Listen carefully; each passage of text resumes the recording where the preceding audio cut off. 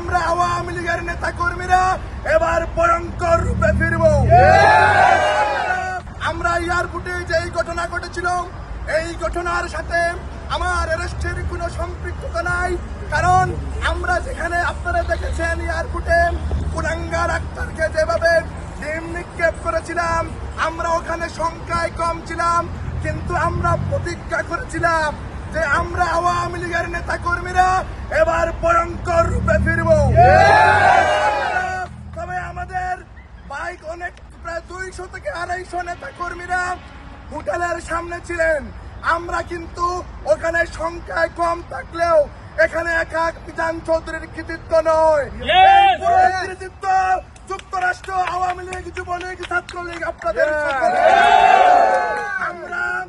আমরা পরিশেষে একটা কথা বলতে চাই, যতদিন পর্যন্ত রাষ্ট্রনায়ক শেখ হাসিনাকে বাংলার মাটিতে ফিরিয়ে না নিব, ততদিন পর্যন্ত যুক্তরাষ্ট্র আওয়ামী লীগের নেতা কর্মীরা যদি আমরা সবাই একসাথে জেলে যেতে হয় তাতেও আমরা রাজি আছি। আমি ধন্যবাদ দিতে চাই যুক্তরাষ্ট্র আওয়ামী লীগের সভাপতি, যিনি আমি জেলে যাওয়ার পর থেকে আমার পরিবারের সাথে যোগাযোগ করেছেন, মাননীয় নেত্রীর সাথে যোগাযোগ করেছেন, আপনারা সকলেই নেত্রীর সাথে যোগাযোগ করেছেন, আপনাদেরকেও ধন্যবাদ। প্রিয় বন্ধুরা আমার, আমি শুধু একটি কথা বলতে চাই, কাল রাতে যখন আমার হাতে হাত করানো পড়া হয়েছিল, আমি গাড়িতে ওঠার আগে বলেছিলাম শেখ হাসিনার কর্মীদেরকে দাবায় রাখা সম্ভব নয়। গাড়িতে বসার পরে যখনই আমার বৃদ্ধ মায়ের কথা মনে পড়ে, ওদের এই চোখ দিয়ে পানি আসছিল। আমি যখন প্রেজেন্টে গেছিলাম, আমি পৃথিবী দেখি নাই, শুধু গোলাকার কালো দেখা যাচ্ছিল।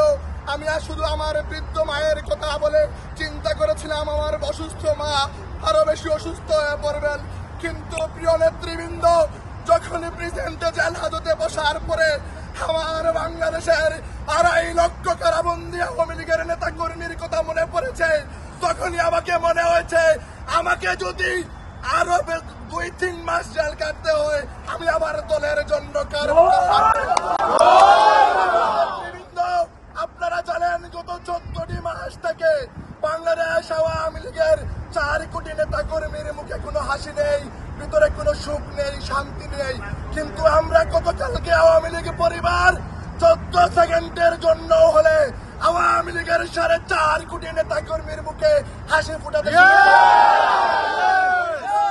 মাননীয় নেত্রী, আমরা আওয়ামী লীগ পরিবার আজকে 2 হাত তুলে প্রতিজ্ঞা করছি, যতদিন পর্যন্ত আপনাকে বাংলার মাটিতে সসম্মানে নিব না, যতদিন পর্যন্ত বাংলাদেশে আওয়ামী লীগের 4.5 কোটি নেতা কর্মীদেরকে স্বাভাবিক এবং সুস্থ জীবনযাপন সম্ভব হবে না, ততদিন পর্যন্ত আমরা এদেরকে রাজরাস্তায় মোকাবেলা করবো।